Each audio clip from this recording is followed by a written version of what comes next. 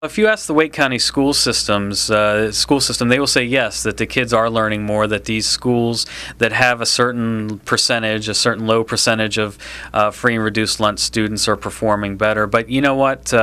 They refuse to have an ongoing evaluation of the program. We don't know how it works year to year. And most importantly, we don't know how it works for individual students that are bused, which is the most important way to test if this busing thing is actually something that works.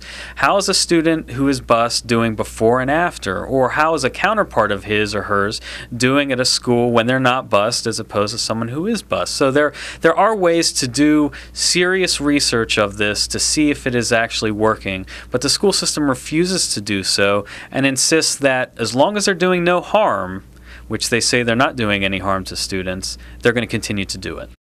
The New York Times published a story, talked a lot about the Wake County experience, and it really put them in a very positive light.